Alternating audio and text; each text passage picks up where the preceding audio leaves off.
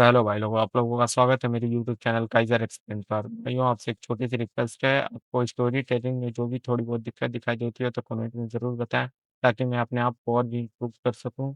बाकी बिना किसी बकवास के मैं वीडियो को स्टार्ट इस वीडियो की स्टार्ट वहीं से होती है जहाँ से लास्ट पार्ट खत्म हुआ था। हमें हमारे यान को दिखाया जाता है जो व्हाइट ब्लैंक स्पेस में होता है, जिसे देखकर यान कहता है ये क्या है? तभी पीछे से एंसेस्टर आकर उसके कंधे पर हाथ रखकर खुश होते हुए कहते हैं, तुम रास्कल, जिसे सुनकर यान घबरा जाता है। आपकी बॉडी ट्रांसपेरेंट थी ना मेरे डिसेंडेंट, तुम्हारी किस्मत बहुत अच्छी है। तुम हेवनली लव के साथ पैदा हुए हो। मैं तो किवाई ब्लॉकेज के साथ पैदा हुआ हूँ, ना कि किसी हेवनली लव के साथ। ये तुम्हारा लक ही है कि तुम मेरे जैसे महान मास्टर से सीख रहे हो और ऊपर से तुमने पिक्सू एक लेजेंडरी बीस्ट के आई के स्पिरिचुअल पावर को ऑब्जर्व किया है। तभी यान उस पेंडेंट को देखते हुए कहता है, पिक्सू की आई।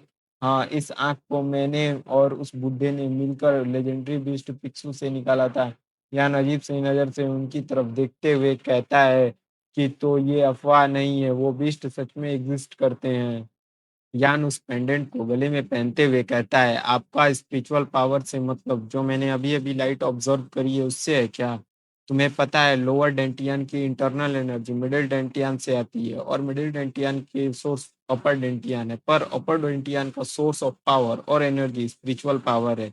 और इस नेकलेस का एक और प्रॉफिट है कि इसे अपने पास रखने से ये तुम्हारी एनर्जी को रिप्लेनिश करता है। तभी अचानक से यान को दर्द महसूस होने लगता है। एंसेस्टर उसकी तरफ देखते हुए कहते हैं कि तुमने उस चीज को ऑब्टेन किया है जिसे ऑब्टेन करना इतनी आसानी से नियरली इम्पॉसिबल है। तभी उसे कोई उठाते हुए कहता है, होश में आओ भाई। जिसे यान रियलिटी में आंख खोलता है। तभी हाजुन उससे पूछता है, तुम ठीक हो? तुम कम से कम 1 घंटे से बेहोश थे। क्या मैं 1 घंटे से बेहोश था? तभी बाहर से आवाज आता है, उन बास्टर्ड को जाने मत देना, वो यही होंगे। क्या कोई आ रहा है? अर्जुन, अपनी स्वॉर्ड को प्रिपेयर रखो, ठीक है? तभी एंसेस्टर कहते हैं, तुम परफेक्ट टाइम पर जगे हो। आपका क्या मतलब है परफेक्ट टाइम से? ये चांस है तुम्हारी ऑब्जर्व पावर को टेस्ट करने का। तभी दरवाजा हल्का सा खुलता है और उसे खोलते हुए उस आदमी को दिखाया जाता है जो बोलता है, अगर मैं इन बच्चों को मार दूं तो मुझे नाइटमेयर्स आएंगे। तभी यान उससे कहता है, तुम लोग लोअर फिफ्थ गेट से हो। मुझे नहीं पता तुम लोग यहाँ क्यों खड़े हो, लेकिन अगर तुम अपने हमें जाने देते हो तो मैं तुम्हें ज़रूर रिवॉर्ड दूँगा। जिसे सुनकर वो आदमी कहता है, अरे मैं तो डर गया। तभी एंसेस्टर कहते हैं, अरे बच्चे, क्या तुम इनसे डर रहे हो? नहीं, ये अच्छा होगा अगर मैं लोअर फिफ्थ गेट के साथ अच्छा रिलेशनशिप बना लूँ। तो ये का कोई समय है और जगह है अच्छा रिलेशनशिप बनाने का? तभी वो अपनी तलवार को निकाल कर अजीब-सा लुक देते हुए कहता है कि तुम्हारा कॉन्फिडेंस तो प्राइसलेस है, पर ये थोड़ा मुश्किल होगा। तभी यान हाजुन का नाम लेता है, जिससे हाजुन फुल स्पीड में उन पे अटैक करते हुए एक का हाथ और दूसरे का गला काट कर आगे यान भी एक की तरफ आगे बढ़ते हुए उस पर अटैक करके उसका वेपन गिरा देता है। उसके कंधे में स्टैब करता है, जिससे उसकी तलवार वहीं स्टक हो जाती है। जैसे ही वो अपना पैर उस पर मारकर अपनी तलवार बाहर निकालने की कोशिश करता है, तो सामने से एक बंदा आकर उसके पैर और गले पर अटैक कर देता है, जिससे यान बहुत मुश्किल से बच पाता है, जिसकी वजह से उसके गले पर एक कट का निशान भी लग जाता है। तभी यान घबराते हुए सोचता है, मैं अभी-अभी मर ही गया था। तभी यान अपने खाली हाथों से अटैक करके उसकी दोनों आँखों में उँगलियाँ घुसा देता है, जिससे वो आदमी अपनी तलवार को हवा में चलाते हुए कहता है, तुम लिटिल बास्टर्ड। उसी पल यान अपनी तलवार को निकालते हुए उस पर अटैक करके एक ही ब्लो में उसकी गर्दन काट देता है। तभी एंसेस्टर कहते हैं, इम्प्रेसिव, लेकिन अभी तुम्हें बहुत वीक हो। तुम्हारे पास स्ट्रेंथ तो है, पर रियल टाइम बैटल का बिल्कुल भी एक्सपीरियंस नहीं है। अभी तुम्हें बहुत इम्प्रूव करना होगा बच्चे। तभी यान मुड़कर याजुन की तरफ देखता है, जो पहले ही काफी लोगों को निपटा चुका होता है। यान हाजुन से पूछता है, ये तुम्हारा पहला रियल बैटल है ना? नहीं, मैंने पहले भी थोड़ी बहुत की है। तभी यान अपने मन में सोचता है, ये मेरा तीसरी बार है जब मैं किसी को मार रहा हूँ। पहली बार मैंने प्रीवियस लाइफ में एक क्रेजी बंदे को नाइफ को होल्ड करके बस स्टैंड के अगल-बगल घूम रहा था, तो अपनी मदर को बचाने के चक्कर में मैंने उसे धक्का दे दिया, जिसकी वजह से वो गाड़ी के नीचे आकर मारा गया। पुलिस के इंट्रोगेशन के बाद मैं बेकसूर साबित हो गया, लेकिन मैं ये सोचकर कि मैंने किसी को मारा है, मैं कुछ दिनों तक बीमार रहा। दूसरी बार जब एंसेस्टर ने मेरी बॉडी पोजेस कर ली थी, तब मैंने पहली बार किसी को अपने हाथों से काटा था। ये उतना बड़ा शौक नहीं था प्रीवियस लाइफ की तरह। ये हो सकता है क्योंकि ये मुरीम वर्ल्ड है, और दूसरी बात, ये बॉडी किसी ऑर्डिनरी पर्सन की नहीं है। ये बैकलाइन के ग्रैंड चाइल्ड होने की वजह से हो सकता है। लेकिन अगर ये मुझे मारने आ रहे हैं तो ये भी मरने के लिए तैयार होने चाहिए। तभी एंसेस्टर बोलते हैं ये ऐसा माइंडसेट अच्छा है। तभी हमें किसी को दिखाया जाता है जो कहता है grand master thank you so much. फिर हम उसे देखते हैं वो आदमी पूरी तरह से बंधा होता है और कहता है उन ट्रेटर्स को मारने के लिए धन्यवाद। हमारी वेस्ट ब्रांच आपकी मदद ज़रूर करेगी। मैं आपका आभारी रहूँगा। मैं ये मेक श्योर करूँगा कि आपको रिवॉर्ड मिले। तभी यान उसकी तरफ जाते हुए कहता है तुम्हारा नाम क्या है? मुझे बचाने के लिए धन्यवाद यंग मास्टर। मेरा नाम जोंगो है। मेरी आवाज़ यंग है इसलिए इसने मुझे यंग मास्टर कहना चालू कर दिया। और ये नाम जॉनगो, इस नाम को मैंने उस पेपर पर देखा था। ये ज़रूर वेस्टर्न ब्रांच चीफ के डॉटर का राइट हैंड है। क्या वे लोग जिन्हें मैंने मारा है वो ट्रेटर हैं? लोअर फिफ्थ गेट के प्रीवियस ब्रांच चीफ के मर जाने के बाद इन लोगों ने रिबेल करना चालू कर दिया। मैं करंट ब्रांच चीफ को इसका रिपोर्ट करूंगा ताकि वो आपको पे बैक कर सके। तो बताओ करंट ब्रांच चीफ कौन है? ताकि वो तभी वो घबराते हुए कहता है मैं ये आपको नहीं बता सकता भले ही आपने मेरी जान क्यों ना बचाई हो। तभी यान अपनी तलवार को बाहर निकालते हुए कहता है मर जाओ और हवा में एक स्विंग करता है जिससे वो डर कर पानी पानी हो रहा होता है। तभी यान बोलता है तुम लॉयल आदमी हो, मुझे तुम्हारी लॉयल्टी पसंद आई। यान अजीब सा चेहरा बनाते हुए कहता है तो फिर बताओ तुम मुझे किस तरह से रिपे करने वाले हो? फर्स्ट ऑफ ऑल इस सारे मैं इसको क्लीन करूंगा जिससे मैं मेक श्योर करूंगा कि इसमें आपका नाम ना आए और हमारा ब्रांच इंफॉर्मेशन गैदर करने में माहिर है। तो आप मुझे चांस दे तो मैं आपको बेस्ट एबिलिटी से सर्व करूंगा। मैंने जितना सोचा था ये उससे ज़्यादा यूज़फुल है। तभी यान एंसेस्टर से पूछता है क्या करें? ये लोअर फिफ्थ गेट से हैं तो इनके साथ रिलेशनशिप बनाना इतना बुरा आइडिया भी नहीं है। तो फिर ठीक है तुम मेरी आइडेंटिटी बताओ, अगर तुम्हारा आंसर गलत हुआ तो तुम मारे जाओगे। तभी वो सोचते हुए कहता है आपकी आवाज़ से लगता है आप टीनेज में हैं और आपकी आवाज़ में एक एलिगेंस है तो आप ज़रूर से ही किसी फेमस फैमिली से होंगे। इस प्लेस को कंसीडर किया जाए तो आपकी उम्र में मार्शल आर्ट का मास्टर। तभी वो शौक होते हुए कहता है क्या तुम बेक क्लैन के प्रोडजी बेक हाजुन हो? क्योंकि उसका भाई तो आलसी और नकारा है। जिसे सुनकर एंसेस्टर बहुत तेज तेज से हंसने लगते हैं और यान चिड़चिड़ा सा मुंह बनाते हुए गुस्सा कर कर कहता है तो तुम्हारे पास कुछ स्किल तो है। तो फिर ठीक है। यान कुछ कॉइन और चाकू फेंकते हुए कहता है कि उनके यहाँ इंफॉर्मेशन कलेक्ट करो जो बैक प्लान विजिट करने वाले हैं। वो झुकते हुए कहता है ये मुझे पर छोड़ दीजिए यंग मास्टर, चलो वापस चलें। ठीक है। आजुन डरते हुए कहता है हम वापस जाने के बाद ट्रबल में पड़ने वाले हैं। तुम डर क्यों रहे हो? तुम चिंता मत करो, ये मेरी रिस्पॉन्सिबिलिटी है, हम ट्रबल में नहीं पड़ेंगे।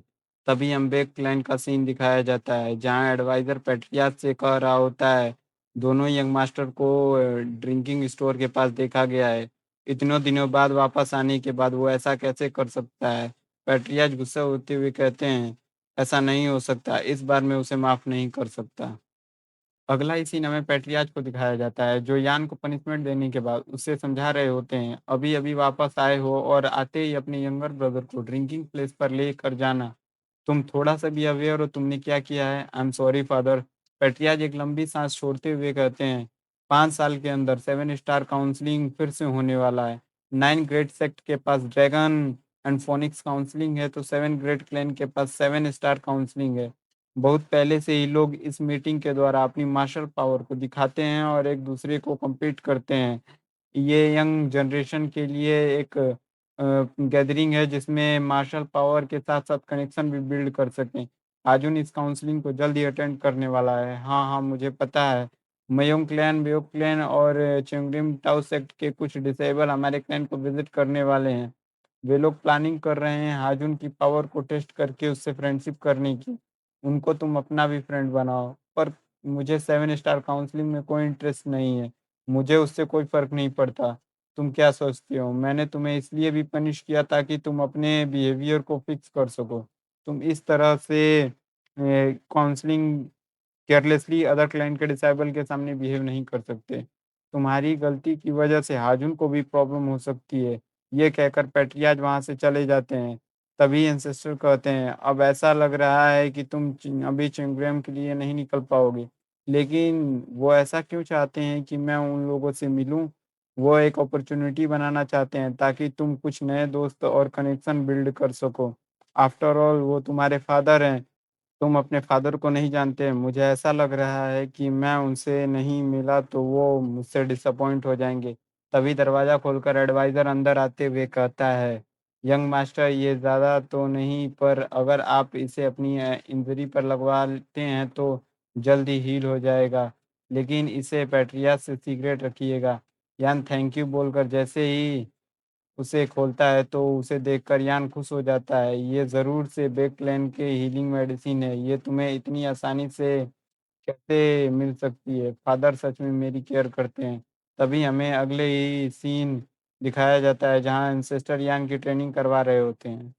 तुम्हारा पोस्चर थोड़ा-सा गलत है, हिलना बंद करो। मैं इस पोजीशन में काफ़ी लंबे समय से हूँ। यान गिरते हुए कहता है, मैं अब और नहीं कर सकता। तो फिर ठीक है, क्रॉस लेग करके बैठ जाओ। मैं तुम्हें अब सिखाने वाला हूँ कि अपनी स्पिरिचुअल एनर्जी की मदद से इनेट कोर एनर्जी को कैसे रिकवर करें। अब तुमने पूरी स्टैमिना यूज़ कर ली है तो इनेट कोर एनर्जी को फ़ील करना ईज़ी होगा। ह्यूमन बॉडी के पास 3 एनर्जी फाउंटेन होते हैं, स्पिरिचुअल एनर्जी अपर एनर्जी कोर में, inner energy lower energy core में और इनेट कोर एनर्जी मिडल में होता है। अपने इनेट कोर एनर्जी को ग्रो करना नियरली इम्पॉसिबल होता है, भले ही तुमने पिक्सू आई के स्पिरिचुअल एनर्जी को क्यों ना ऑब्ज़र्व किया है।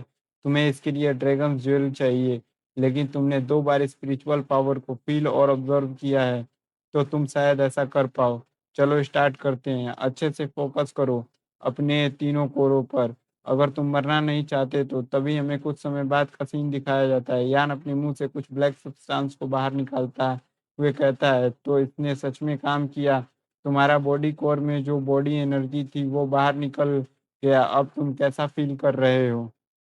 अब मैं पहले से अच्छा और हल्का फ़ील कर रहा हूँ। अब तुम टाइम मेरेडियन के फर्स्ट टेक्निक किंगोंग को ईज़िली यूज़ कर सकते हो। ये थोड़ा जल्दी होगा लेकिन अब तुम नेक्स्ट स्टेप ट्राई करने के लिए रेडी हो। क्या नेक्स्ट स्टेप? इसका नेक्स्ट स्टेप में अपनी बॉडी को तुम इतना मजबूत कर लोगे कि तुम एक तलवार के अटैक को फिस्ट से रोक पाओगे और अपने एक ही फिस्ट के अटैक में किसी को भी मार सकते हो। टाइम मेरेडियन का सेकंड स्टेप हार्डनिंग है। ऑफ कोर्स इसे पूरी तरह से सीखने में तुम्हें बहुत टाइम लगेगा, इसलिए हम कल बेसिक से स्टार्ट करेंगे। जिसे सुनकर यान वहाँ से जाने लगता है। क्या तुम फिर से बाहर जा रहे हो? जो पनिशमेंट मिली थी उसे भूल गए?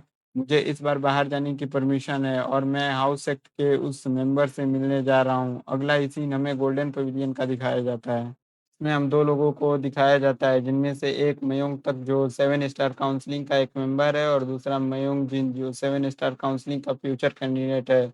जो किसी से बात करते हुए कहते हैं कि इतने दूर सफ़र करके आने के बाद थोड़ा-सा ड्रिंक करना कितना रिफ्रेशिंग है, तुम्हें भी इसे लेना चाहिए। नहीं, मैं ठीक हूँ।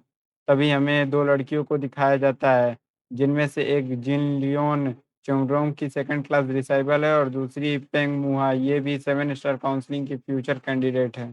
तभी हमें मयोंगजिन को देखते हैं जो मयोंगतक से कहता है, आप यान से 100 गुना ताकतवर हैं, तो क्या मैं भी बेओ से स्ट्रॉन्ग हूँ?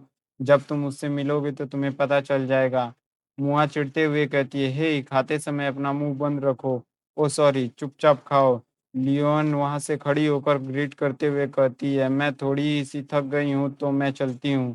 वो वहाँ से निकलकर गहरी साँस छोड़ते हुए कहती है, अब अच्छा लग रहा है। मुझे लगा मैं अब फाइनली 4 साल बाद अपने सेक्ट में जा पाऊँगी, लेकिन वो स्क्रोल एक रेड स्टार राइज़ करेगा नॉर्थर्न स्काई में और बेक क्लैन भी उससे बहुत प्रभावित होगा, इसलिए मुझे यहाँ आना पड़ा। मुझे लगता है मेरे पास कोई रास्ता नहीं है इस ब्रेसलेट पर भरोसा करने के अलावा। हमें इस ब्रेसलेट के बारे में बताया जाता है, ये चंद्रम का एक ट्रेज़र है जो डिवाइन और मिस्टीरियस एनर्जी पर वाइब्रेट करता है। तभी मुआ भी बाहर आ जाती है उसका नाम लेते हुए।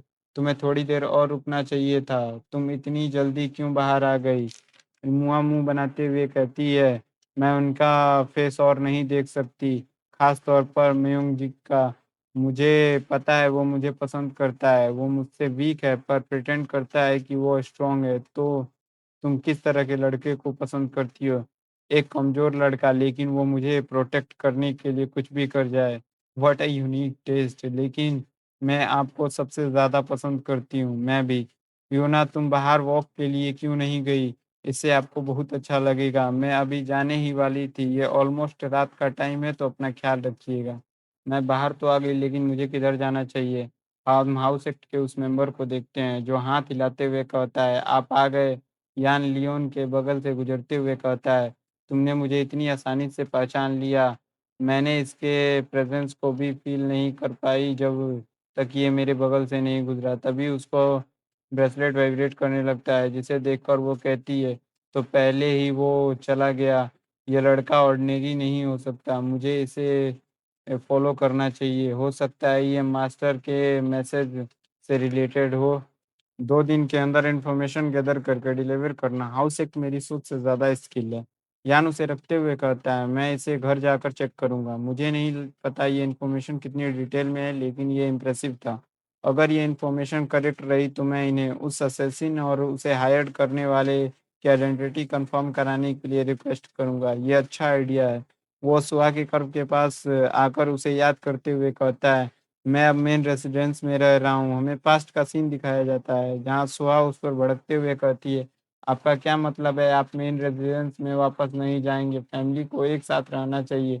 तुम्हें क्या पता? तुम्हारे पास तो फैमिली ही नहीं है। आप क्या कह रहे हैं? आप हैं ना मेरी फैमिली। तभी हमें प्रेज़ेंट का सीन दिखाया जाता है। आपको पता है मरने के बाद सुहा के साथ क्या हुआ होगा? मुझे नहीं पता। वैसे भी सभी लोग मरने के बाद मेरी तरह घोस्ट नहीं बन पाते। एब्सोल्यूट स्टेट को रीच करने के बाद मेरी डिवाइन आई ओपन हो गई थी, जिससे मुझे यूनिवर्स की हायर अंडरस्टैंडिंग मिली। जिससे मेरी कॉन्शियसनेस अभी भी यही है, मेरी बॉडी ख़त्म हो जाने के बाद। तभी एंसेस्टर हँसते हुए कहते हैं, तुम रीइन्कार्नेट हुए, जिससे तुम्हारी स्पिरिचुअल पावर नॉर्मल लोगों से थोड़ा-सा ज़्यादा है, पर मेरे कंपैरिज़न में आग के समुंदर में छोटे से बाउल इतना है। तुम इस दुनिया को उसकी आँखों से देखना चाहते हो, जिसने एब्सोल्यूट स्टेट को हासिल किया है। तुम्हारी बॉडी पहले से थोड़ा-सा बेहतर है ये, तो ये थोड़ी देर के लिए ठीक होगा। मैं अपनी स्पिरिचुअल पावर को थोड़ा से पार्ट तुम्हारे अपन एनर्जी में ट्रांसफ़र कर रहा हूँ। तो ये कैसा है? यान को चारों तरफ स्पिरिचुअल पावर और लाइफ एनर्जी फ़ील होती है, जिसे देखकर यान कहता है, तो ये है एब्सोल्यूटनेस। तो बस अभी के लिए इतना ही। बाकी नेक्स्ट वीडियो आपको कल तक देखने के लिए मिल जाएगी और भाइयों आपको वीडियो पसंद आई है तो लाइक वाइक कर सकते हैं और वीडियो आप तक सबसे पहले पहुँचे उसके लिए चैनल को सब्सक्राइब कर सकते हैं। बाकी मिलते हैं नेक्स्ट वीडियो में।